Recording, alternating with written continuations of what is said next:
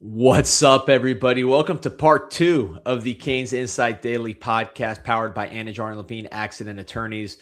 Thursday, so did the little recruiting update to start the show. I stepped off to interview Coach JD Arteaga. We're back now to talk defensive tackles, current team, just go through the roster, who could step up, who we're looking at, what are the names that people need to know. We'll break down the defensive tackle group, and then also, we will post and talk to JD Arteaga. Awesome interview. He was in a good mood. Obviously, teams playing at a high level, 5-0 for your Miami Hurricanes. Really, really excited to see them this weekend against Lafayette. So always shout out to Artiaga and Levine Accident Attorneys. 1-800-747-FREE, 1-800-747-3733 if you or anyone you care about has been injured in an accident. Pete, hop in once again. Where is he? There he is. What's going on? You got the Sympathy for the Devil shirt on? A little blue? No, I don't have that shirt on. It's the blue. Just a normal blue shirt. It's not that shirt. Well, sometimes when you wear the blue, you're making a statement. Is there any statement made to Duke, or you just like how the blues matching today? It's looking good. You got blue skies. Just wearing the shirt. Thank you for the color, Pete. Thanks for the insight and the flavor on the shirt selection. But no, man, I'm fired up, man. Fired up always to talk about defensive tackles. Real quick, before we get to that, have they found the Duke assailant yet? The Duke assailant for the guy basketball team? No, man. Well, there was. Remember, there was a punching, then there was a trampling.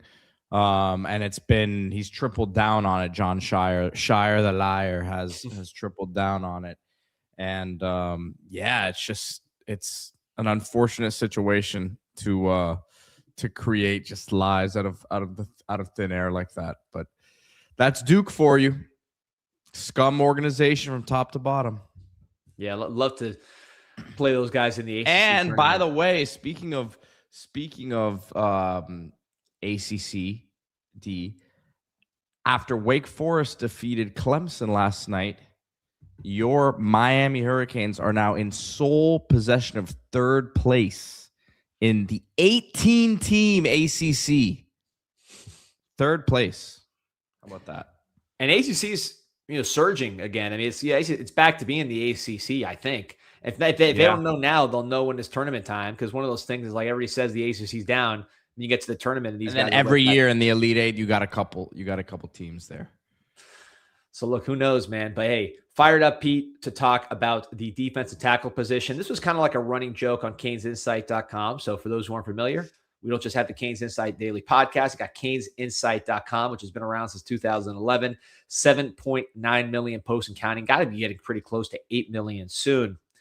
But one of the wrong running jokes for years was, can he play DT? Sometimes they'd show like a fat lady on one of the threads. They'd be like, can she play DT? That was always the question, because Miami did not have sufficient defensive tackles. Who does? It is a position that is just hard to find across the country. I want to also add the Paranos would throw out sleeper suggestions from places far and wide. That's true. Shout out to Paranos, man. Everybody was trying to find DTs, especially back then when we couldn't recruit at the high level. Even now, recruiting high level 5-star DTs, you raised the concern about defensive tackle depth, which I thought was fair, Pete. I mean, look, we just didn't. No one had defensive tackle depth, so we were one of many teams that if there was a bad injury, we would be in a little bit of trouble. But I got to say, when David Blay went out, I thought this group held up extremely well, better than maybe I would have thought. They elevated, really. Yeah, completely. And when we go back and watch some of these games, so I went back and I watched Indiana game, kind of against my will, but I felt I needed to do it. And I watched it actually with the coach's film. I was able to get a hold of it for that game. The defensive tackles, Pete, in that game were, to me, the most impressive thing. And obviously, Mark Fletcher was insane. The defensive ends were dominant. We talk about all that stuff. But those defensive tackles, Moten and Justin Scott particularly, were just destroying Indiana's interior offensive line, which was a strength for them. Their weakness was the right tackle, which that got exposed too. But their interior was supposed to be one of the best in the country. And, Indiana's legit. Nothing against them. They are legit. They won the championship for a reason. But Miami inside was able to dominate. And I think it speaks to what they have with those two. To me, and we'll get through the whole depth chart here, some of the young guys as well. But to me, I think you have Oregon with both guys coming back, Bear Alexander and Washington being a potential first-round pick who decided to come back. Certainly they're going to be in the conversation as the best defensive tackle tandem in the country. There's a couple other ones that you say, okay, these guys are pretty good. But I'm not sure that the Miami Hurricanes don't have the best pair of defensive tackles in America with Ahmad Moten and Justin Scott. Yeah, and I think Moten is coming back, not only having played the best football of his career, but still with a lot to prove moving forward. Not like to us or anything like that, but to NFL scouts, because he could have come out this year, probably been a mid-round pick the way that he played at the end of the year there. But I think he believes that he is a first, second round, top 50 type of player in this grand scheme of things. And I think he has an opportunity to show that with another consistent year, right? I think that it's such a position of development. He had been banged up as well, at times during his career, but you talked about him. We were doing the Casting Couch podcasts back then in the old studio. Yeah. And you were talking about him as a guy like 3 springs ago that was emerging and showing signs that he could be someone. So he's coming back with a real, I think, chip on his shoulder and edge. And from what I understand, after the championship game, was one of the most vocal people in the locker room. D, I don't know if you've heard I've heard that too. Heard the same. But I heard that he was very passionate in there. So I think that he's going to attack this offseason with real bad intentions for others, and that's a good thing. And then I think Justin Scott, another one that started playing the best that we've seen him, most consistent during that playoff run near the end of the season there when Miami needed to win some tough games, on the road against Pitt, Virginia Tech. He showed up big in those moments. And he was a former top 5, top 10 recruit. So you expect someone like him to continue to elevate, and I think he will. I think the weight is finally at a place where, and the weight and the power, I've come from being a former basketball player. I think that consistency really emerged there for him this year, and the sky's the limit for him. So with those two, I agree wholeheartedly that you have it's a dynamic too, right, D? Because both of them have the ability to get upfield and rush the passer and be very disruptive in the run game, right? Both of them have a quick first step. Both of them have the ability to win with power as well. So it's an exciting duo right there. No doubt. And another one I throw in that mix, Oklahoma. So it's probably those 3, Oklahoma, Oregon, Miami, as far as having the best defensive tackles in the country. But I think you'd have to put Miami in that conversation when they dominate the playoffs, when they dominate the national championship game. Look at Notre Dame. Notre Dame with Jeremiah Love and Jadarian Price could not run on Miami at all. The only guy that could run was the quarterback when he ran around a little bit. The running backs did nothing in that game. So another sign of just the strength up the middle of this defensive line.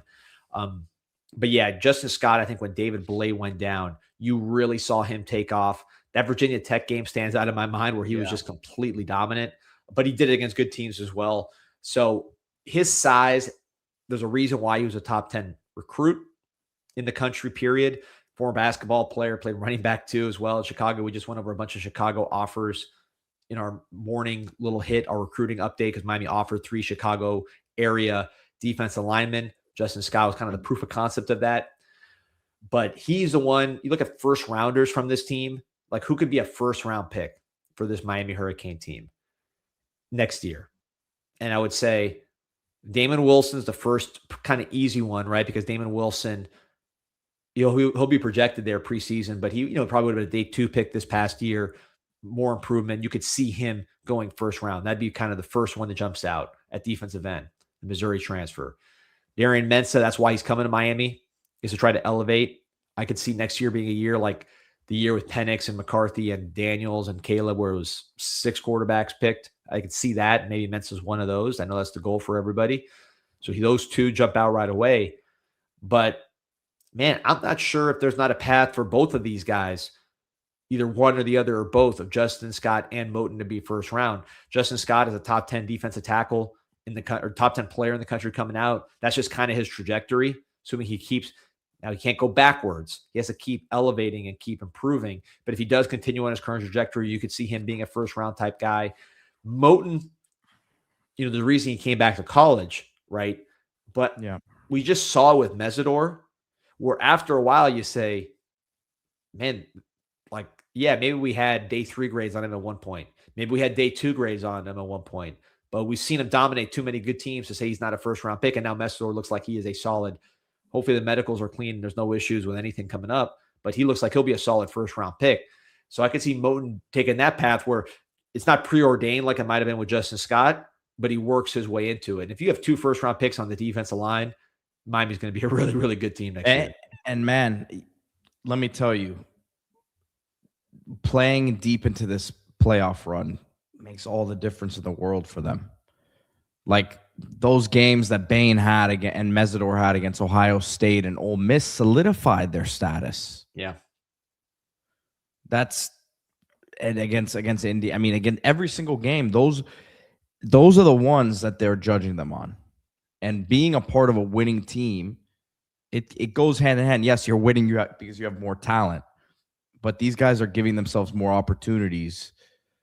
And that's why, like, certain guys don't need to go through to the Senior Bowl and really compete, because you just did it a month straight against, by the way, at Texas A&M, 13, they have the most guys going to the combine this year, D. They have 13 players going to the combine, school records. So that's both guards team too, right? I think both guards and maybe the center, but definitely both guards. So you're beating teams and you're having your best performance against teams that are loaded with NFL talent. That's the film that they're valuing most so. And if you really go back and look at this year, I mean, no one really ran on Miami. Indiana ran at times when they absolutely needed to. They were the best, and they still ran below what they usually run, but they were effective in it. But like, who really ran on Miami? I guess Virginia Tech all they did was run, so it was kind of like playing like Army or Georgia Tech or one of those deals. But Notre Dame didn't. I mean, Notre Dame had, but that you really, really limited them more than anyone else did this year. By far, obviously. 30-something yards for Jeremiah Love. We all know how good he is. Ohio State did nothing. Texas A&M, and we're talking about it. Texas A&M, I'm going to pull up their combine invites because you're right, Pete. That was a good call. Texas A&M, a lot more talented than I think people think.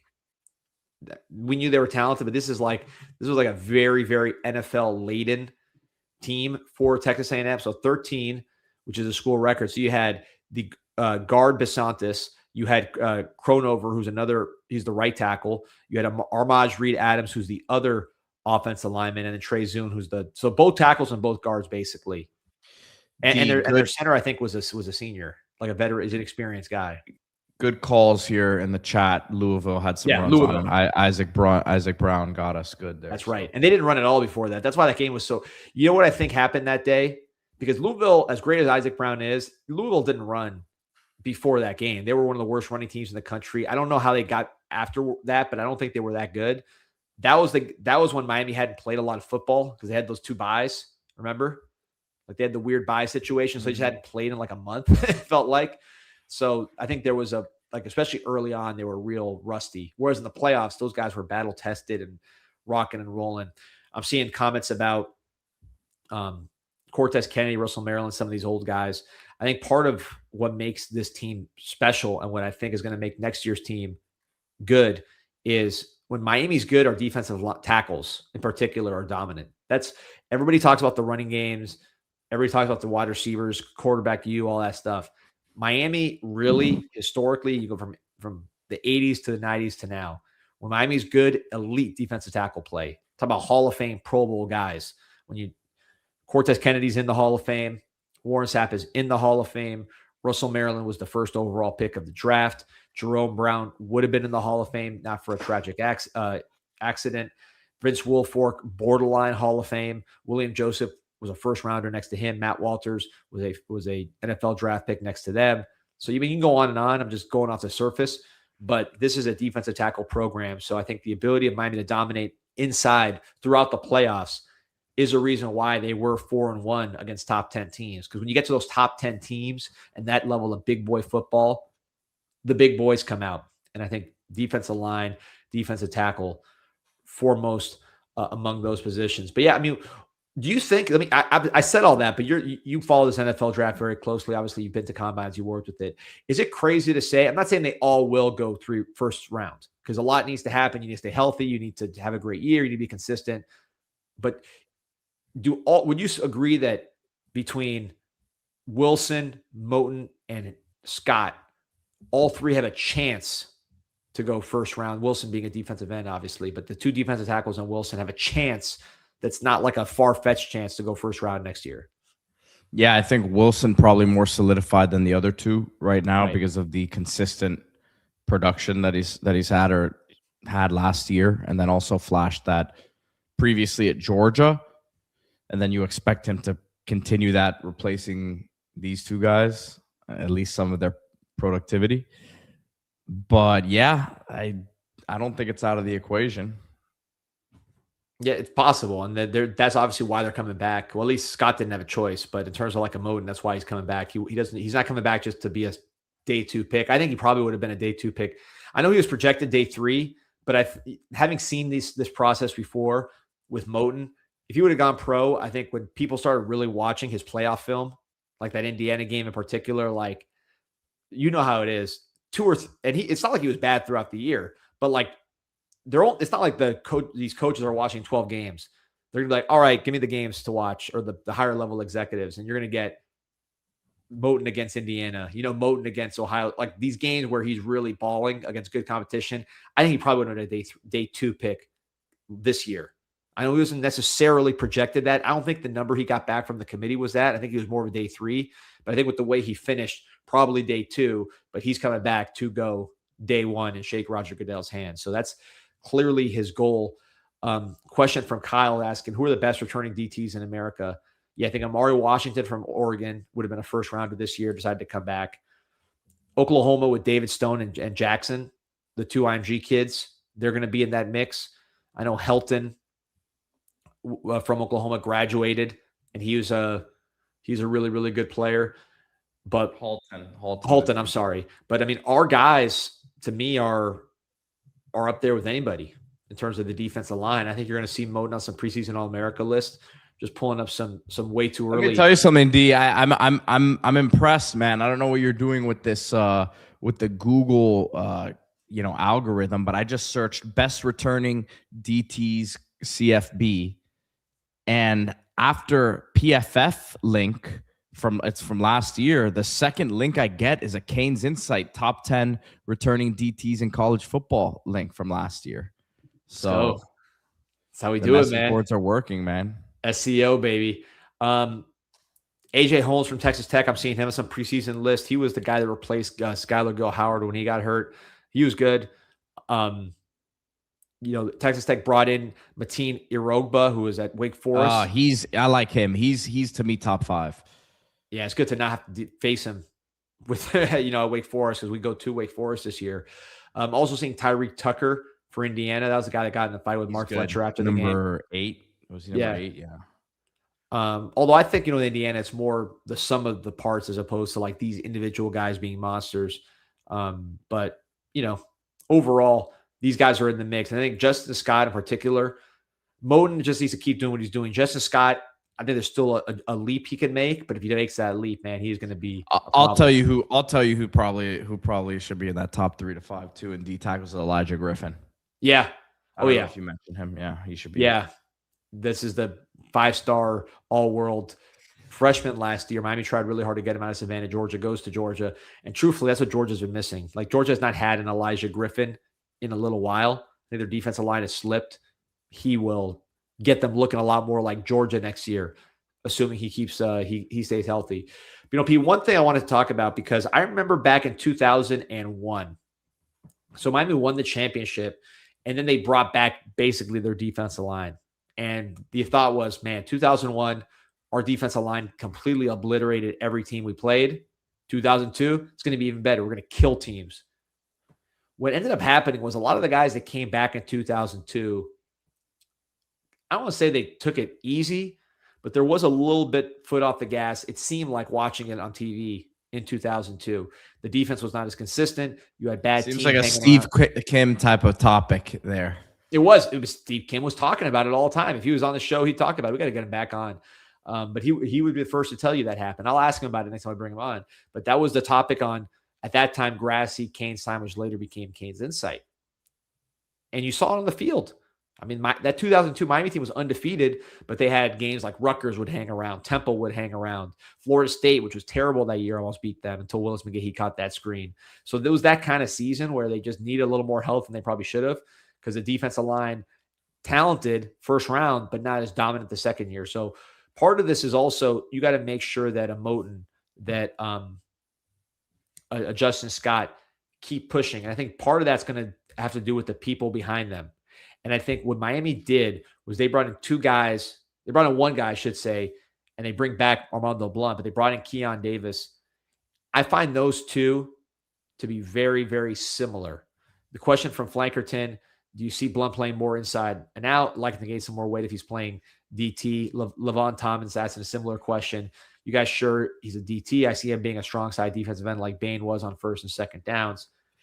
To me, Bain is a DT long-term. He's already 270 according to Cristobal. He's 6'4". He's 18 years old, or at least he played the whole season at 18 years old. I don't know if he had his 19th birthday yet, but he's young. He's already inside.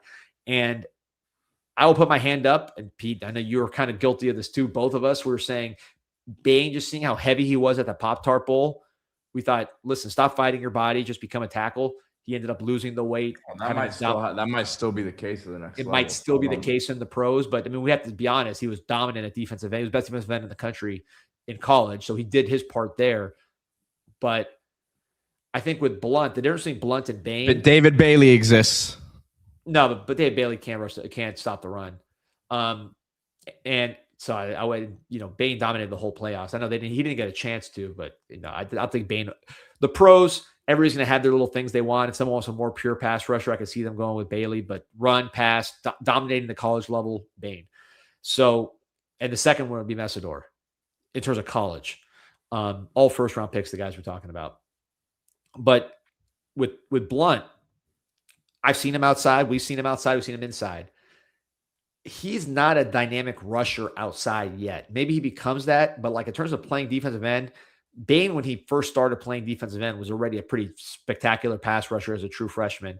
With Blount outside, he was sturdy, but he wasn't that dynamic. When he moved inside, he started getting a lot more pressure, was extremely disruptive towards the end of the season, just beating guards, beating centers off the snap with his quickness and getting pressure inside.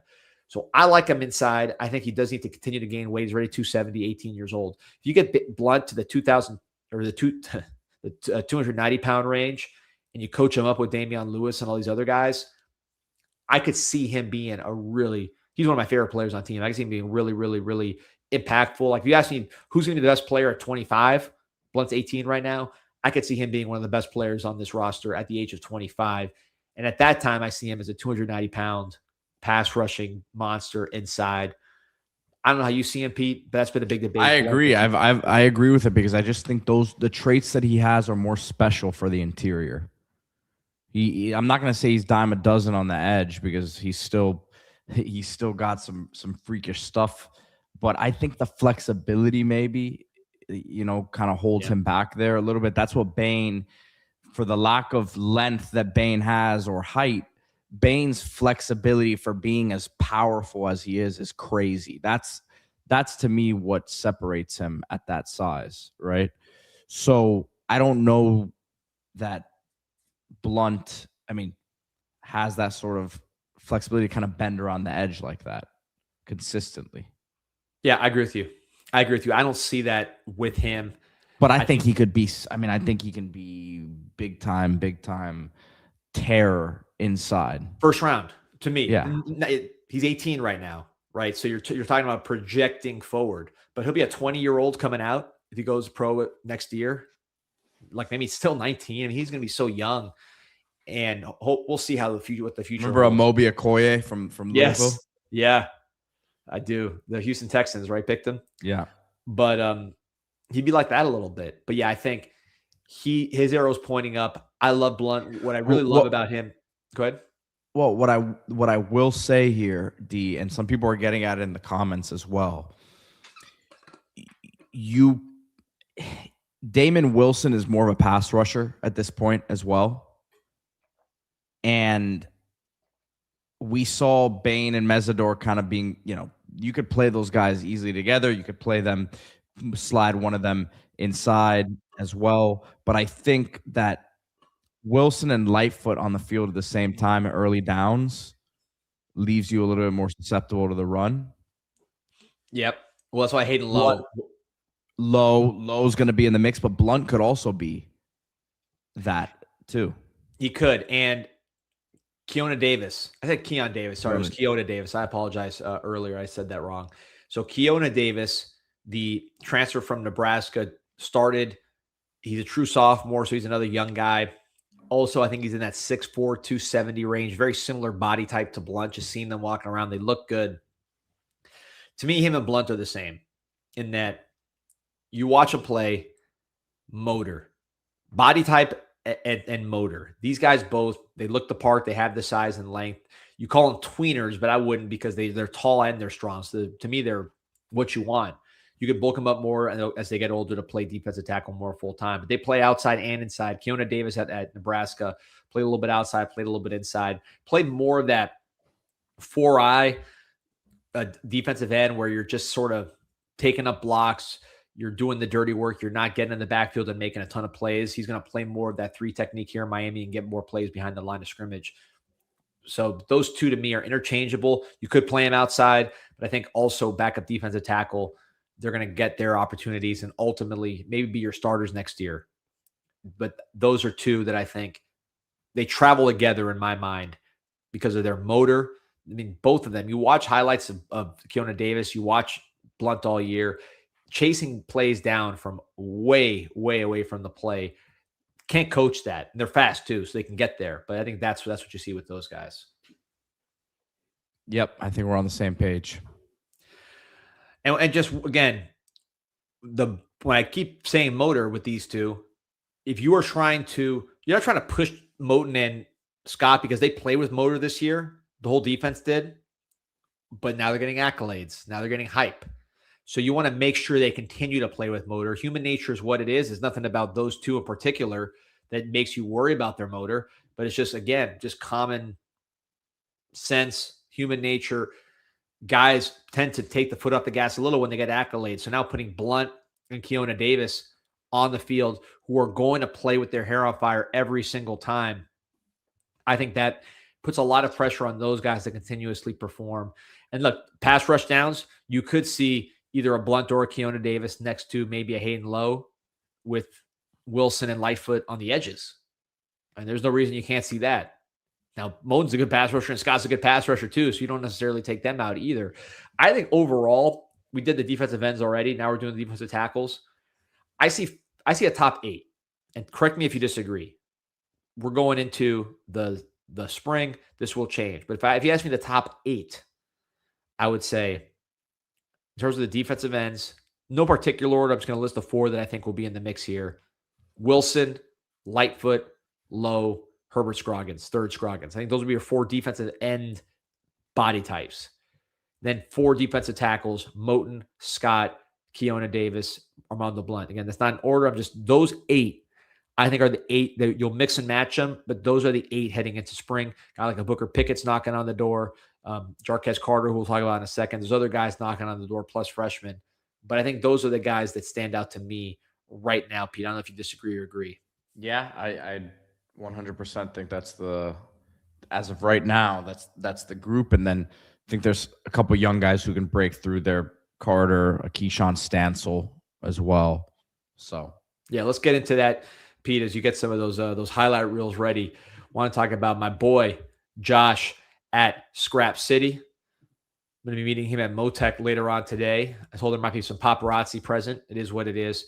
but the impresario of Scrap City right there, full service scrap metal recycler in South Florida. If you work with your hands, you do, air conditioning. It's South Florida. I know a lot of you guys work in the AC industry, work with the AC, electricians, plumbers, or just people that just, again, you're dealing with a lot of scrap metal. Maybe you're just cleaning out your own closet and you're a guy that does a lot of stuff around the house. You got scrap metal. Turn that scrap into cold, hard cash at Scrap City.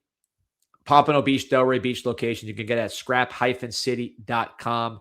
954-330-9472 is the number. My guy Josh, huge Canes fan, huge CanesInSight fan, and he will take care of you. Recycling is beautiful when your hard work pays off. Every load is weighted fairly. Every payout is transparent, and every customer is treated with respect as they turn scrap into real value. They might even pick up your scrap metal if it makes sense. So call them up, work it out with them. Scrap-city.com. Turn your scrap into cold, hard cash with Scrap City. Also wanted to congratulate Pete as we get into the second half of this position breakdown of some of these young players.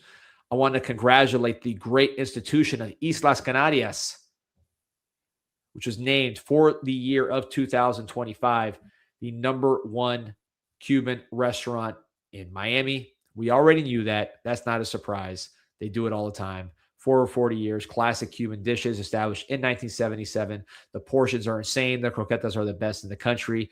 You feel like you're at the kitchen table, served by doting tias. Islas Canarias, Cuban Express. You get the right there, the Dayland Mall Dining Pavilion. They're showing the old restaurant there in the picture out there in Tamiami, which is also off the charts. That's the classic. I pass by there all the time on the way to baseball practice and stop in when I can. But the Dayland Dining Pavilion, so convenient right there in the middle of everything, close to campus as well. Islas Canarias, Cuban Express. All right, Pete, let's talk some young players here. I know you're deep into this group because you are the guy that's always focused on the depth of this position, some of the youth. I'll let you start and let me know who you want to talk about first because there are a lot of candidates here to break into this rotation. I think Jarquez Carter, because it's a guy that Miami wanted badly out of high school, missed on, went to Ohio State, and they get him quickly here out of the portal. I think he's someone that they believe can be a rotational piece, right? I mean, I think what we saw from Dante Simpson last year, he's kind of replacing that sort of role that we saw from him last year, and I think higher upside than what Simpson brought. Yeah, if you would have asked me last year, just coming out of high school, who would I rather have, Simpson or Carter? I liked them both, but I would have gone with Carter. Just the senior film of Jarquez Carter. So you could pull it up, Pete, because Jarquez Carter's senior film when he signed with Ohio State after a furious push from the Miami Hurricanes was unbelievable up there in Newberry, Florida, closer to Gainesville, that part of the state. But this guy was unreal, 6'1", 288, your classic three technique, get in the backfield type of defensive lineman. He played this year for Ohio State. He played in the Texas game, I believe. So it's not like he went to Ohio State and got buried on the bench. He played as a young player.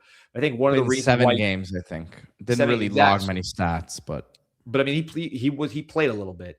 And I think the reason why he transferred, even though he was someone they liked, is because after he signed, they got Matt Patricia, who's more of like he likes pluggers there on the defensive line, whereas Carter fits better in our type of defense, making plays on the other side of the line of scrimmage. So I think that's why. But I mean, look how quick this guy is. I think this is a perfect fit for us. If you see another big defensive tackle in these highlights is Micah Newton, who actually plays inside and outside in these highlights. But we'll talk about him in a second because he signed with us last year. Now you reunite him with his teammate Jarquez Carter. I love the fit. I love the pickup. I love the youth. You lose Dante Simpson, who, like you said, young player who was looking promising, had shown a lot of flashes in camp. He moves on, gets a big payday from, I believe, Missouri, right, for Dante Simpson. So you replace him with another young player with multiple years of eligibility and somebody who can grow in your system. This is almost an extension of recruiting, Pete, when you sign these freshmen a year later. Look at that. I was laughing at that pump block there, whatever that was. And I think it's important. And I think it shows you, D, that he's probably a kid that they believe in the character as well. Mm-hmm. That it didn't end poorly in terms of the recruitment. You know that happens a lot of times. Like there's kids that they just won't touch because they have a bad taste in their mouth with how the recruitment played out. Not necessarily that they didn't get the kid, but like certain things that may have been said or how the process was handled from their point of view. So you have to think that they were, green light on all of that with Carter. And it also shows you that, like you mentioned, his teammate's probably giving him good intel about what's going on here too, if he's coming down here with him. So yeah, it's a good fit. You feel comfortable for him. There's an area of Florida you're trying to get into as well, in terms of the Gators aren't playing very well. And when the Gators are playing well, this is a guy that they sign 10 out of 10 times just because he's from that area. But they didn't. Ohio State was able to go down there and get him as the defending national champion. So first of all, it shows you the level of recruit this guy was, because Ohio State signed him coming off the championship. Way outside. He was someone we were trying to flip at the end last year, right? Yeah, was he committed to them already? Was he committed to them already, or he was committed? We recruited him as hard as anybody. I mean, he was a huge priority, which is why once there's a second. Look at him at tight end here, D. Yeah, look at that route. Nice hands catch. Let's see him after the catch. He is a big time athlete. There you go again. He scores a TD. This is one of my favorite indicators. When you have defensive linemen scoring TDs in their highlight reel, like Justin Scott did, by the way, as a senior in high school, quite a bit. To me, it's just a surefire way to look at the athlete, the instincts, the trust that the team has in him. I love Jarquez Carter. Now, Keona Davis's addition adds to the competition for a Jarquez Carter, but that's what you want. This is the Miami Hurricanes, and I think this group of defensive tackles will be. We lose David Blay, right? David Blay goes on to maybe the pros. He played in the Shrine game. Did not get a combine invite, did he? No. So we'll see where he kind of lands, but he was a good player for us. Did his job, was a very effective plugger, but I think Miami did fine when he was not on the field, not because he was a detriment, just because you had guys that can get it done. And I think overall, this defensive tackle group is going to be better on the top of it, but also the depth. And a guy like Jarquez Carter, a year older than Dante, he's basically playing Dante Simpson's role last year, again, heading into spring, but a year older. So you're getting bigger. You're getting, I don't think you're getting bigger. I think Simpson had more size. You're getting certainly more athletic, and you're getting older. Giovanni Fonster asking if Carter's an upgrade over Blay. Different player, not as experienced, much quicker, probably bigger upside, younger. Yeah, and I don't know what happened. Blay, I think, there was some mental stuff with a lot of the jumping off sides things, because talking to people like GMs were calling people who are in this area and recruit Miami and saying, go get this kid. He could be a top 50 sort of player. Like a week into this, the Notre Dame game was huge for him. Yeah. He had a really game in that game. And the buzz on him was sky high, as like, this is a top 3 round pick. And it just didn't, the inconsistencies throughout the course of a season. And I, unfortunately, I think sometimes when a guy takes a jump up in level too, you get to see it over the course of a season. He had good film at Louisiana Tech against Arkansas, and then the other Power 4 team they played. And then you saw it against Notre Dame. You're like, all right, he's legit. And it just didn't. Yeah. And as Kyle says, he got nicked up, missed a bunch of games. But between that and the offside stuff, that was just too consistent. It wasn't good. But someone that they are going to be adding some size with here is freshman Frederick Stancil, someone that we were very excited about this evaluation when it happened. FAU had him committed for a while, and he's a guy who's still kind of new to the game of football, only been playing here for a few years, coming over from Haiti. But this is, to me, one of the most intriguing guys in the class, as you see his updated measurements that he posted the other day, 6'4", 303, and then that looks legit. Yeah, and look, you mentioned we talk about Haitian players. A lot of the Haitian players we talk about, they're Americans. They're born in America. They grew up in Miami. They just have Haitian descent. This dude is from Haiti. So he is coming from a different culture athletically, where you're not playing football from the cradle to the grave there. So that's something that I think is an adjustment for him. He played lower level competition over on the west coast of Florida, but 6'4", 303, he can move.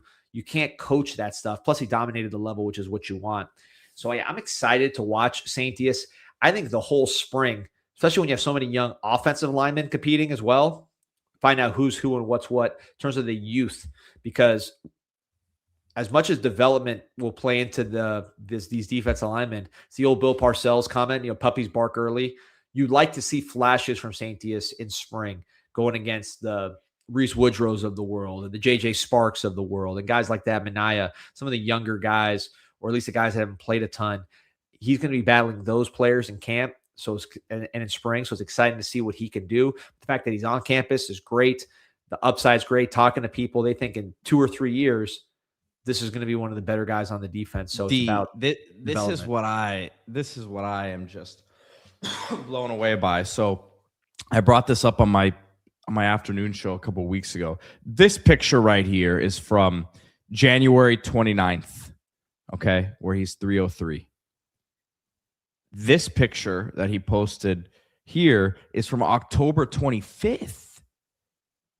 And I mean, you see the difference in his body already, just in like the midsection and the arms. I mean, it's a staggering difference. The upper body, the chest, like it doesn't look like the same person. And I want to say he wrestled too. I think he might have wrestled a little bit as well. So when you're a wrestler, you're losing, like, especially at that size, you can lose 8 pounds in a practice, so that's going to keep you lean. So not wrestling anymore, I think is going to keep his weight on a little better.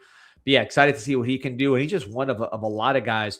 I'm going to switch gears before we get deeper into the freshman class, Pete, to talk about somebody who's here last year, banged up, but a developmental player who I think has some upside. Micah Newton, teammate of Jarquez Carter from Newberry High School. So Jarquez Carter was the first guy we recruited up there. Then we went up to see Jarquez Carter. Then we see Micah Newton, who I believe at the time was committed to NC State, who's done a good job with these under-the-radar guys. And we saw Micah Newton. We're like, man, we got to get this guy too. He was playing defensive end, kind of like Jarquez Carter's your classic D-tackle body, 6'1", kind of like stout. He just looks like a D-tackle. Newton, longer, leaner. Who he reminded me of physically, Pete, was the Desir twins, who are in FSU, who were just kind of like these like strong, lean, big edge rushers in high school, muscular guys that you say, if you put weight on them, they'll move inside. And that's what happened. Right. He's like that. The plan obviously was always to move him to D-tackle, so that was not a change. But there was a picture of him. Let me see if I can find it, Pete, because we're talking about body transformations here. Classic off-season material. But I saw a picture of Micah Newton during the season, and he looked like a completely different dude, man. His size is just, again, different than it used to be. He has gained significant weight. He is really, really starting to look like ACC playoff caliber defensive tackle. Let me see if I can find the picture. But he's put on a ton of weight. I don't know what he's listed as, but I would say he is definitely getting close to that 285, 280 range, where he was like maybe 255 in high school. He's put on weight and good weight. And he's always been very explosive and fast. Yeah, hopefully a year like this just helps him get his body right. And you hope that he moves well with it, because sometimes guys, you see how explosive he was on his high school stuff, and I'll pull it up here. Wait, hold on. While you're pulling it up, let me find. I found the picture I was talking about. So here's Micah Newton at University of Miami. Our boy Cribby. Shout out to Cribby. 45,000 posts for the great Cribby on CanesInsight.com. Look at him there. I mean, that looks like a defensive tackle to me. So he's gained the weight. And he doesn't look fat. He doesn't look like puffy. No, at all.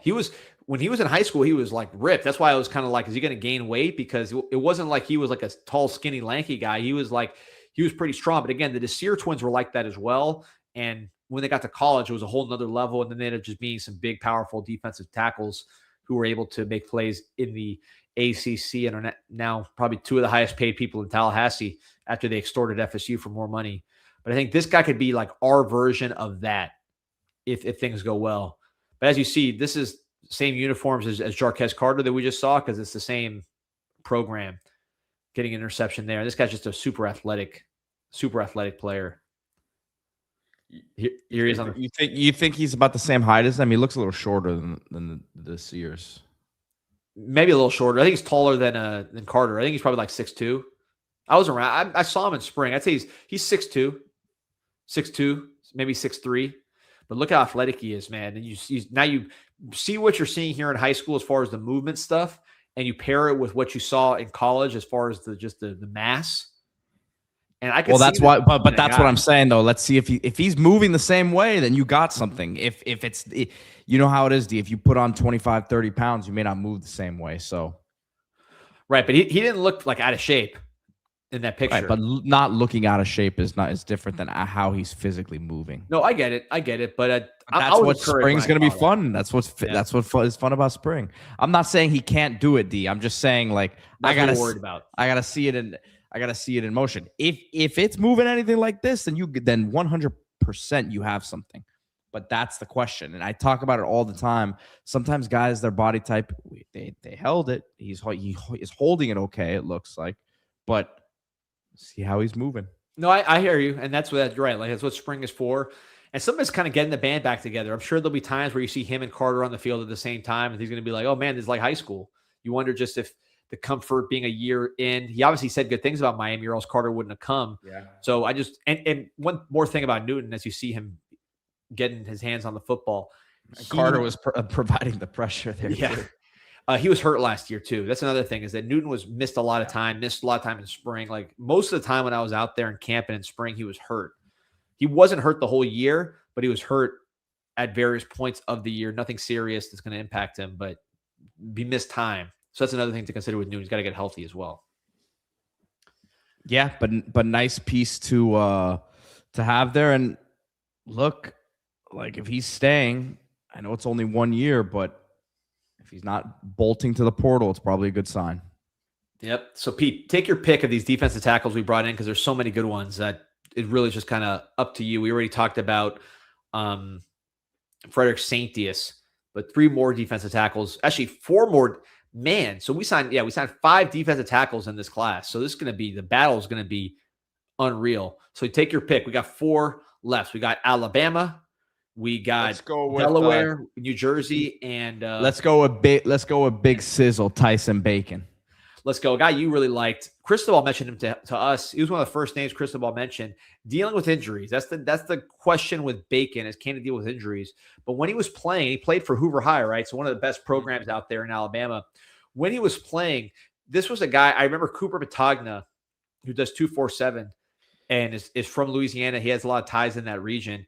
He said that when 247 put out the rating of this guy, I think it was like a 3-star, that multiple high school coaches reached out to him. They're like, man, you don't have that kid Bacon from Hoover ranked higher. You guys are messing up. So this is a guy with very, very good production. He can play inside. He can play outside. He's that kind of like 6'3", 6'4", 260-ish guy who's got to put on some weight. Reminds me a little bit in his highlights of a RJ McIntosh type mover, right? Just moves very well. Probably even better comp would be like a Brandon Dorless, who played for Mario Cristobal at Oregon, Deerfield Beach product, now doing really, really well for the Atlanta Falcons in the NFL. He's an emerging player at the pro level. Kind of reminds me of that type of vibe, a Brandon Dorless vibe, but very, very productive. Injuries are the question. You talked about it before the season, Pete, or during the season, early on, like before he got hurt and he tore his ACL, the first couple games, this was an arrow up guy. And this is against Phoenix City, which is a really good program. Jatori Williams. Yeah, so this game and another one here, so it's not going to be all. There it is. Yeah, good competition. Like I said, this is a guy. There's UC number 44. Yeah, Brandon Dorless is my comp, who's like kind of a defensive end, defensive tackle, hybrid guy. I think he's playing more inside as he's gotten older. But Bacon, it's just all about his health. He's one of these guys that works out with a trainer. He's very conscientious about his game. He's not just out there running around. He works on his moves. He works on his fitness. He works on all these things. So I'm sure he's attacking rehab the right way. Now he's in Miami, so he has all the best resources available. Good recognition there. Yeah. So I'm excited to see what Bacon brings to the table. But and I mean, if you want to look at the positive with the injury, at least it happened early in his season, where I believe it was ACL. So that's like a 6 to 8 month thing now these days. But maybe you get him going here in fall camp. Jabari Antoine tore his ACL as a senior. He ended up playing as a freshman in the national semifinal. So yeah, it can happen. And he played in the championship too, I believe. But like he played important snaps in the national semifinal on defense. So really, he was playing in the quarterfinal against Ohio State. Jeremiah Smith. Yeah. Imagine being in rehab, not seeing the light at the end of the tunnel, and that was what happened. So we'll see. No, not a lot of pressure to play right away for a Tyson Bacon. I think it's more about, to me, with these young guys, it's about sorting them, right? Like who's going to step up to be the guy for next year that you really bank on. So he's one of the candidates. Frederick Stancil is one of the candidates. And I'll go to the obvious candidate here, Pete, which is going to be a guy that we've heard Mario talk about a lot. He is the highest rated of all these players. He was a Clemson commit before Mario was able to flip him using the bad season from Clemson and just great recruiting to get that done. Keshan Stancil out of Raleigh, North Carolina. Raleigh. I say Raleigh, right? Yeah. Raleigh. I've said it wrong every which way. Raleigh, North Carolina. Super explosive player. Although we shouldn't respect them. They don't respect us. Well, listen, I'm glad they're getting our – if North Carolina's going to get blown out by anybody, better by them because we beat both of them. So either one helps. But, we take players from that area, that's for sure. With Keshan Stancil heading down south to Miami, top 100 player. I think he's right there on the board there. This is watching his junior highlights, which were outstanding, but his senior highlights were even better. So he's a rising guy. 9 sacks, 23 tackles for loss. You see it here. But the early word on him from people who had seen him in practice, because he was one of those guys that got here early and worked out. First step, what you see right there, explosiveness, knockback. This, I think he was like 270, 265 in these junior highlights. He's up to that 290 range. So he's going in the exact direction you want. Big-time player, big-time recruit, exactly what you need in the defensive tackle position. Yeah, that first step is electric. And really a lot of these guys that we've watched today, man, that's one of the traits that they all have, something that Heatherman and D. Lou are looking for on the interiors we've talked about. But you're right. Not only did Mario talk to us about him the other day, D, but I've heard from other people like this guy is he's a dude. And I think he's one of those that Coach Lewis understands he can be special. And he's going to be on him, man. I think he's going to coach him apart because this dude can be a next level. The way we're talking about Moten and Scott, different body type, I would say, a little bit on the smaller side than those guys, but he's already, like you said, up past 285. So yeah, he and motor, you see him running down plays side to side. You saw that on his senior tape as well. And finish and play recognition, D, because that's really a separator with a lot of these young defensive linemen. And I think I said it when we ended up landing him, is when you watch his tape, he's almost reading the game like a linebacker at times, and he's finishing plays. Like there's so many times when we watch these young D linemen and they're bigger, stronger, quicker than the guy in front of them. They're destroying them, but they're not necessarily the ones who are making the play. They're not the ones who are dragging the ball carrier down or finishing the quarterback, right? So the China shop. That's not what you're seeing here. You're seeing a guy who, I mean, he's chasing, he's pursuing, he's really trying to play the game of football, not just be a bully. No doubt. So he's going to be one to watch certainly this year. A couple more guys I want to get to, Pete, last two. And these are guys that they played outside, they played inside their senior years. I think both project as inside players, both guys from the Northeast, which we've said defensive tackles, they're concentrated in the Southeast, Raleigh, North Carolina for Keshan Stancil, Tyson Bacon from Alabama. But the SEC is tough competition for those guys. So if you want to battle for those big-time body types, those NFL first-round body types, a lot of times you have to go to these big cities in the Northeast, the Midwest, where I think the players are more likely to choose Miami just because they're more comfortable there. And certainly someone who fits that category.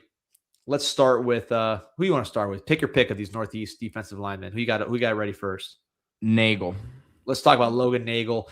Out of northern New Jersey. This is like the New York metro area, same area where we got David Njoku, Greg Olson, a ton of guys. We do a lot of work here. A lot of students at Miami are from this area. So it's just a natural fit to recruit this area. Played big-time high school football. New Jersey, these big private schools, they play real football out there, produce a lot of NFL guys, a lot of big time college guys, and they play real competition. So he is one of those who's committed to Pitt, which Pitt is one of those schools that just always has top-notch defensive linemen, guys that get drafted, guys that make plays. He was committed to Pitt and Coach Narduzzi. Miami loved his senior film. I know Jason Taylor was one that really liked what he saw with him, even though he probably projects as a defensive tackle. High motor, more athletic than maybe you'd expect. I'm not just doing this as a white comp, but I do think Matt Walters, I see some similarities there just in terms of the body typing, a taller guy who's a leaner at defensive tackle, but wins with quickness and technique. But somebody, you see him defensive end, defensive tackle, really emerged as a senior and somebody who I think is an arrow up guy. I'm pretty sure I saw him at the basketball game when they beat North Carolina. Yeah, that would make sense. Yeah, I think I saw him out there. Saw him on his visit, interviewed him. Definitely 6'3", 6'4". The height is legit. Size is going to take some time, but he's not skinny in any way. He's going to grow into being that ACC defensive tackle.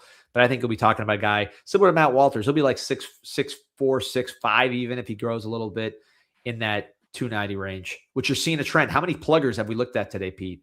Not a lot of two-gappers. Blaze out the door. You're talking about everybody here is making plays in the backfield. The chances that we are making a video about him switching to tight end within the next 12 months here. I don't think so. He's bigger. He's bigger than McConaughey. And look, McConaughey, I think, is going to help us at tight end, but we'll see where that one goes. But look, that's what happens when you recruit positions well. There's a lot of guys at these positions. So whoever ends up lower on the depth chart because of injuries or whatever, and it's not a straight line. McConaughey was on top of that competition when he first got here, played as a true freshman, kind of moved down the chart as you brought in more defensive ends and he dealt with injury. So we'll see what happens. But I mean, when you bring in a plethora of these guys, 5 defensive tackles this year, you really, if you look a couple of them got to hit, with these traits that you're bringing in. If not, then, and I don't say this in a bad way, but like, if not, something went wrong, because then you're saying that something's wrong with the development or something, which we know that's not the case here. But yeah, I think you're casting a wide net with these guys and then hoping that a couple of them pan out. Yes, you have Carter and they become big time contributors. No doubt. So you have Carter and Newton in last year's class, teammates from Newberry, Florida. Then the other 5 this year. So you're based about 7 young defensive tackles. 7. So that's going to be a tremendous battle. Last one I want to get to, another flip from a very good defensive line school, as Isaac Chukura flipped from Penn State when James Franklin left, from Bear, Delaware. Another Northeast kid. They call him Big Chuk. Yeah, that's what Mario actually mentioned him too. And he called him Big Chuk. Big Chuk. So. Super productive player. I mean, his stats were off the charts. He got on the scene because he ran crazy at one of these like Under Armour camps up there in the Northeast. I think he ran like 4.8 laser as a defensive tackle, which is for a high school defensive tackle is flying. His shuttle was good as well. His wingspan is plus. You watch his high school film, he's playing offensive line at a high level. He's playing defensive tackle at a high level, and he's playing defensive end. So this is a guy that just makes plays all over the field, very productive, very high motor, very good testing. If you look at programs, when I think high motor, good testing, combine type freaks, not the biggest, but guys that can grow into these, muscular, very talented players with good strength and conditioning, I think there's his 82-inch wingspan, 34-inch arm, 6'2", 260. But when you hear that profile, these combine freaks that play hard, I think of Penn State. And that's where he was committed under James Franklin. So it all makes a lot of sense. You see him playing defensive end. I think he's a defensive tackle here. But, I mean, his highlight reel is basically 10 minutes of this, plus offensive highlights as well. Just a dominant player and somebody that combines that dominant film with verified measurables at a combine setting, which I'm a big fan of. And I know that Coach Heatherman particularly pays a lot of attention to these verified measurables. And was a quick flip for Miami. I mean, Miami really just literally looked at Penn State's commit list and was like, okay, who do we like from here? And he was one of the handful of guys that they not only liked as a player, but like, hey, we might have a chance to go get this guy. And they struck up a relationship with him really quickly, got it done. And as Kyle says, maybe this is a redshirt guy. This is not maybe someone you need to emerge right off the bat, but we've seen what Saintis has done in terms of putting weight on. I don't know that this guy's going to be too far behind him in terms of the type of frame that he's got and weight that he can add. Yeah, I think this is a classic Penn State guy. I keep saying that, but that's because that's what he is. Kyle's saying, Penn State never recruited as well as Ohio State per the rankings, but they could match Ohio State's speed and athleticism when they played on the field. That's true. And you saw it in the NFL draft. Now, Ohio State was always a little better in the passing game, where I think that's where they got Penn State. But Penn State would always be trotting out the Micah Parsons, the Abdul Carters. Looking at Big Chuk, Zane Durant was somebody from Lake Nona, same place we got DeAnthony Lafayette this year. Undersized player. Manny wanted him for his system, which is kind of similar, attacking type system. But Zane Durant was a big-time tester. I think he also ran a laser 4.8 in high school. Undersized, even smaller than Big Chuk. I want to say he was like 6 foot, but went to Penn State, continued to grow, flourished in that strength and conditioning program, and was one of the more disruptive players in the Big Ten. I think he was going to probably be drafted. So I do get some Zane Durant vibes as well because of the great testing, because of the great production, because he's not the biggest guy in the world. But that's the type of team. And now, unfortunately, you're going to see that with the ACC and James Franklin coming from Penn State to VTech, where those VTech evals you're going to start taking another closer look at to say, hey, what's this guy got? Because James Franklin's pretty good at turning those 3 stars and low 4 stars into first-round picks. But for now, we took advantage of that chaos and grabbed a defensive lineman that can really help us in Big Chuk. Yep. Exciting group here, man. Exciting group. So, D, I know you've got a big interview here we're going to play here in a second. Yep. So before we talk about the Miami baseball team, which is going to be heading into a 4-game series with Lafayette this weekend, 5-0. So trying to look to go 9-0 with a sweep this weekend against Lafayette, but that's not easy. This baseball's not football, man. Those smaller teams can hurt you. They can swing the bat. They can pitch. They're real dudes. Support the team. Go to MiamiHTS.com or the team store located right across the street from the light, literally walking distance. Get your Miami Hurricanes baseball gear. You can also get football gear, basketball gear as well, summer gear. You go fishing, go in the pool, coolers, all the stuff you need to get ready for the summer, which is already starting in Florida, certainly in Miami. Or if it's winter, they got that too. MiamiHTS.com. Promo code INSIGHT20 will get you 20% off your first item. And you can do that in-store or online. There's that quarter zip. I need to buy one of those for this weekend. 20% off your first item. INSIGHT20, MiamiHTS.com. And before we get into the JD interview, it is brought to you by one of the best friends Canes baseball has, which is my guy, Jim Sala, Astorita, and Cox. Pete, why don't you do this read? Because you've been doing this read since 2013. I feel it's like, when do you start doing the Sala reads? Like, when do you start working with Sala sponsoring you and the Canes Insight podcast? I mean, it must have been like the Kaya era. 2015, 16, man. Whew, 10 years ago. So let's you do the read for and that's time. And listen, that's why I haven't gotten in any trouble with the SEC just yet, man. So Sala, Astorita, and Cox, Miami Securities Lawyers, a boutique law firm focusing on securities, regulatory matters, broker-dealer and investment advisor regulation, white-collar criminal defense, complex commercial litigation, and securities arbitration litigation. The firm aggressively represents clients throughout the nation. Contact us now, 561-989-9080. Visit them online at salalaw.com. Look at that. Like riding a bike there, Pete. Beautiful execution. Yeah, this is my conversation with Coach JD Arteaga. And I encourage all you guys, 4 games this weekend. Friday game. Then instead of the normal Saturday game, they got a double header on Saturday and then Sunday all against Lafayette. 5-0 baseball team, ranked baseball team. They're number 22 right now. But this is a team that's going to continue to move up the charts. Huge weekend series coming up against Florida in a week or so. But kind of focus on the task at hand, which is going 4-0 this weekend against Lafayette, getting to 9-0. Awesome conversation with JD. He talked to Joe Rose this morning. He was sounding very raspy, but his voice came back. He drank some tea or some honey or something, so his voice was sounding pretty good for our interview. So whenever you're ready, Pete, we'll bring you the JD Arteaga Show, powered All right, it is time for the Coach JD Arteaga Show, powered by Sala Astorita and Cox. JD, man, 5-0, feeling pretty good. What did you see from this team? Just what are you seeing on the field? I understand each game was different, but overall kind of takeaways as you sit here and regroup a little bit.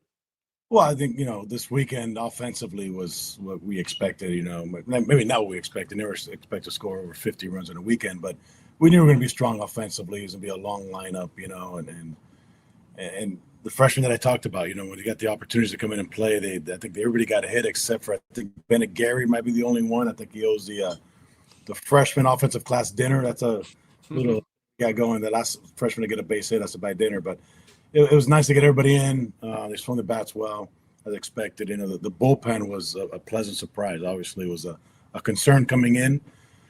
They've done a good job in the weekend. Did a great job on Tuesday. I mean, that was a game that could have it was getting away from us. And after last season, that the embarrassment at UCF, and the 10-run rulers, and honestly, it kind of felt and looked like it was heading in that direction. But the bullpen did a great job of just keeping us in the game. And the offense finally woke up in the 7th inning, and they put up some runs. They never gave up. It's always nice to have a big character win, early in the season and start to build off of that. Yeah, I want to ask you about that game. That was Tuesday, UCF, and I must confess, I was there for the first 6 innings when it was 5-0. I didn't leave because we were down. I have to cover both teams, so I went to the basketball game, and I was one of those guys in the garage when you guys came back and when Vance hit the jack. But man, that atmosphere, like just when I came back, the students were going crazy over there in the stands. The team obviously went insane with the walk-off. That garage, people were buzzing. I mean, it just felt like kind of a special night for the university and as well as your team. So just that emotional lift you were talking about, what was it like to be part of that? At first I was like, what the heck was everybody's coming from? It's like the 10th inning. I'm like, and I remembered it was a basketball game. And honestly, I'm hoping some of those fans that came back, maybe they're basketball fans and saw how exciting the atmosphere and they were a part of it. I mean, they were a part of that win. Fans, I don't think they realize sometimes what an effect they make on the game and on the other team and their home team. Just giving us life, and it was almost like a shot in the arm there. But it was great. It was a great atmosphere. The parking garage and the student section starting to fill up, and no doubt it helped us to kind of just not to give up and keep going, keep fighting, and tie the game up a couple of times later and then win it in the last inning. It was just a great night. A big contributor in that last inning and really throughout the season so far, Alonso Alvarez. The hype was real. 7 of 11, 6 extra base hits, 3 walks, 5 RBI, first home run yesterday, both sides of the plate, man. Just, how do you find ways to get this guy in the lineup going forward? Because obviously you have a great catcher in Sosa, but it seems like with the way he's playing, it's hard to keep him off the field. Yeah. Look, I've been talking about our freshman class, and it's hard to get those guys in the field because some of the veterans, but that is a position that we're not going to ask Sosa to catch every game. So you just continue to see some of him behind the plate, but in the DH role as well. I mean, he's a switch hitter from both sides of the plate. He's a good athlete, above average runner. It's at this point it's tough to keep him out of the lineup where he's catching or DHing. I think we're going to see him in the lineup a lot more often. Big win yesterday against Indiana State. And to me, the moment of the game, 3-0 count, and Derek Williams puts it over the fence. Just that the decision to swing there, and then the fact that he's on fire, man. He looks like not a whole new player because he's been a good player, but just taking it to another level. It's similar to Shane's at bat on Tuesday night. He had an opportunity earlier in the game where it was a 3-1 count, and he got big and basically just jammed himself and they grounded out to shortstop. And we talked about in the dugout, what to look for in those counts and not try to do too much. And he came in the 13th option and cut his swing down, just got the barrel to it, hit out of the ballpark. That was very similar to D-Will's swing yesterday, 3-0. It's you earn the right to swing 3-0 sometimes. And if you're going to show us that you're going to swing at good pitches and stay under control and not try to do too much, then you earn the right to do it again. And that's exactly what he did. It was a simple swing, a line drive. He was trying to lift the ball, and the ball got out of the ballpark in a hurry. So it was insurance runs that were needed. Those are big runs, and we're up one at the time. So those are big, or maybe 2. I guess Kuwait had the double to make it a 2-run game, and that was a big 2-run home run to kind of stretch it out to where you need a grand slam to tie it. So just a great at bat, great mature, showing maturity and not trying to do too much in that situation.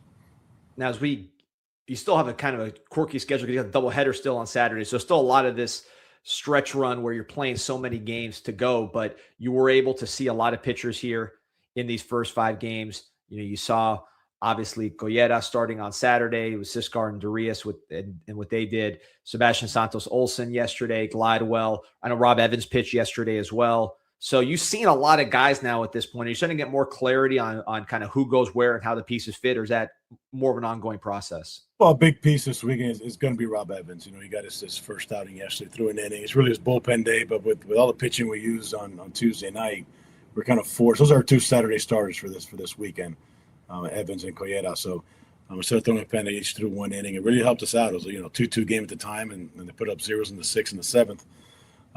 So both of those guys will throw on Saturday. So inserting Evans there on Saturday is going to push everybody back a day. We'll still see Darius on Sunday, being a 4-game weekend. Then moving forward, we're going to have to make decisions as to who our 3 starters are going to be. So it's still some shuffling going around. Obviously, whoever's not in the mix is going to be moved into the bullpen. At what role, what capacity, we'll see. But it's going to strengthen our rotation and strengthen our bullpen at the same time.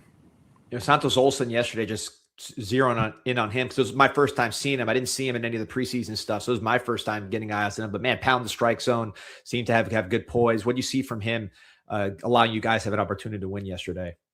Exactly what you saw. A freshman with good stuff that is going to be really good for us for a really long time. So we're hoping to get him a win yesterday, but you got to protect him sometimes, and just the pitch kind of got a little bit too high there, and it's just his future's too bright. He's going to be too big of a part of our staff to take a chance, first week of the season. So he went 4 2/3, and I just went an error there early on that if not for that error, the pitch count would have been down. He would have got his win, but again, he pitched great, went deep enough into the game for his first start, so we're very happy with him. One of the unfortunate parts of playing so many games, did have some guys get banged up, which is going to happen over the course of the year. Just kind of what kind of timetables are we looking like, and some of the new faces, new places we might see going forward here?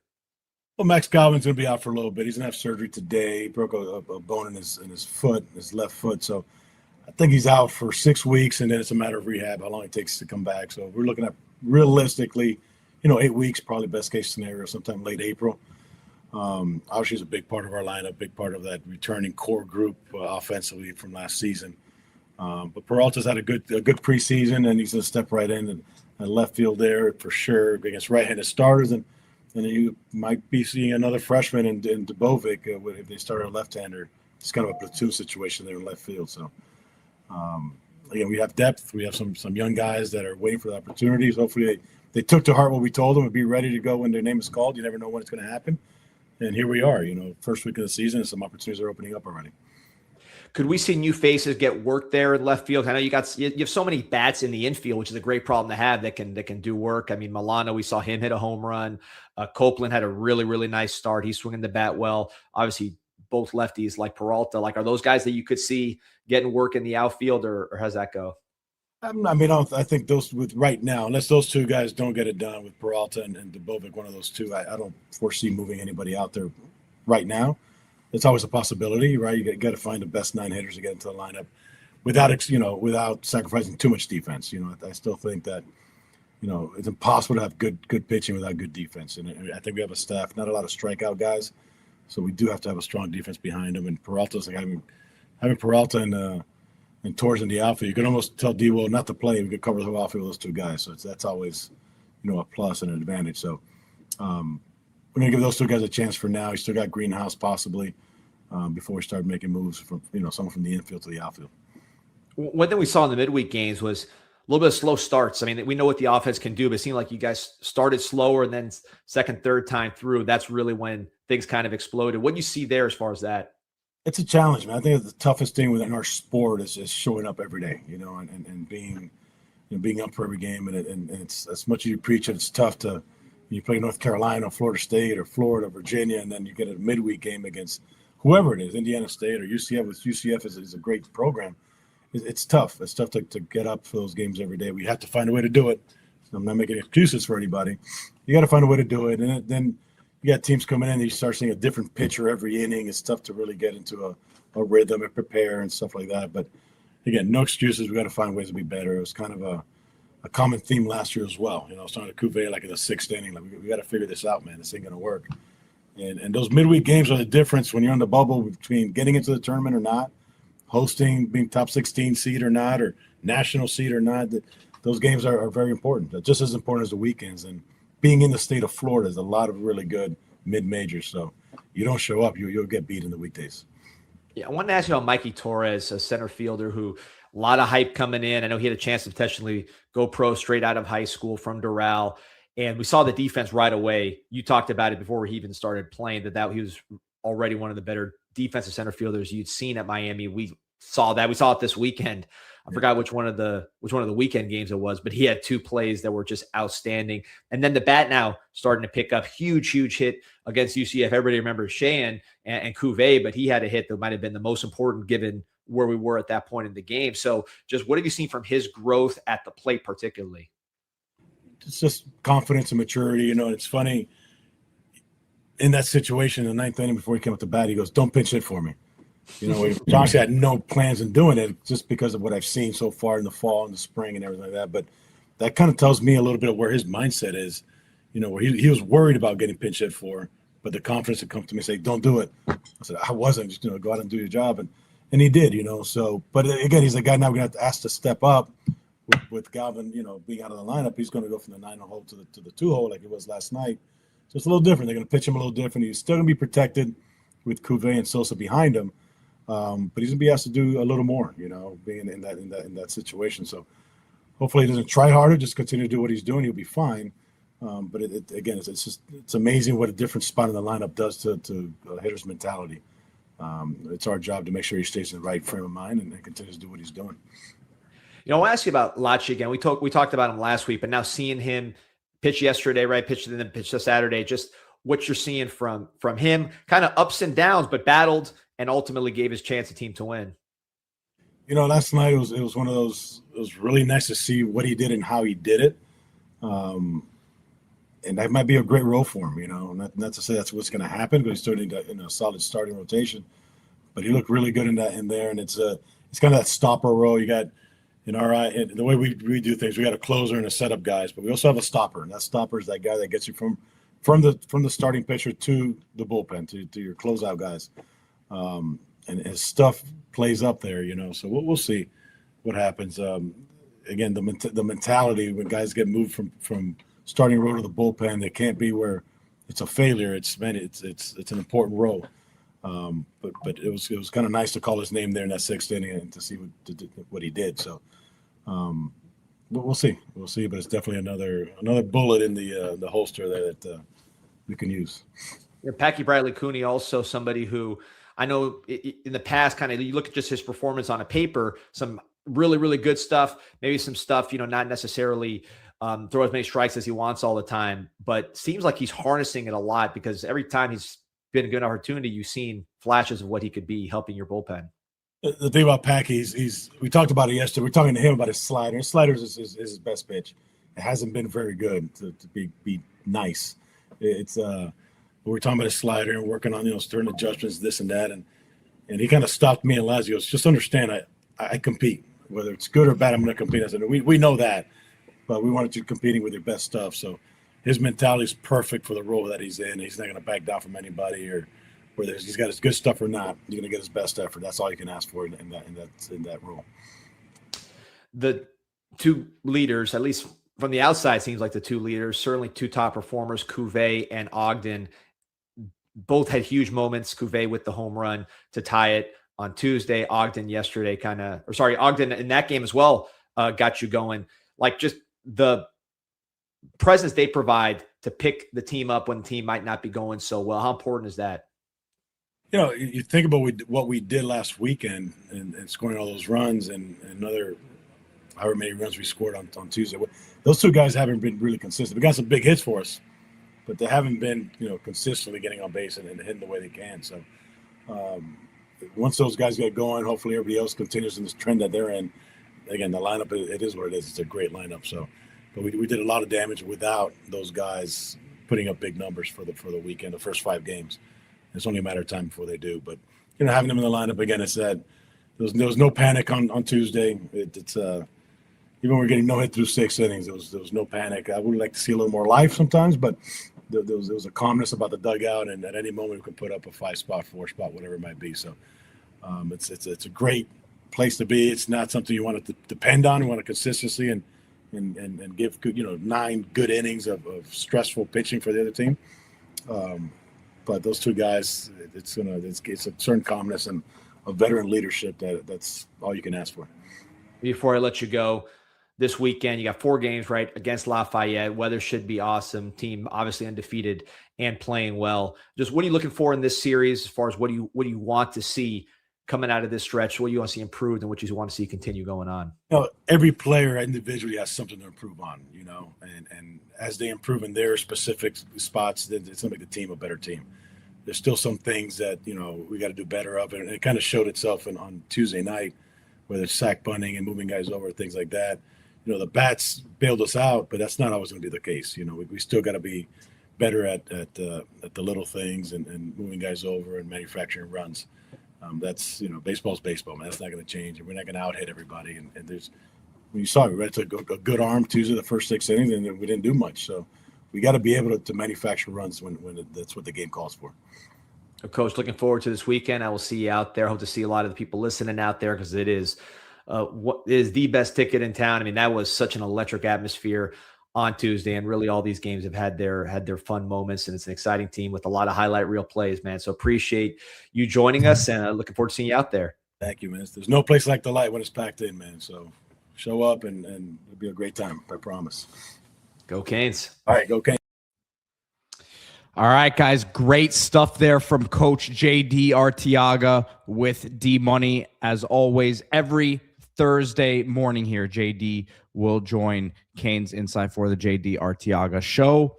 If you just joined us during that, we did a whole preview of Miami's defensive tackle situation for this spring here. Very excited about that group here moving forward. You got a couple returning veterans. You have a bunch of young talent as well. So, of course, we'll keep you updated on that as spring moves forward here.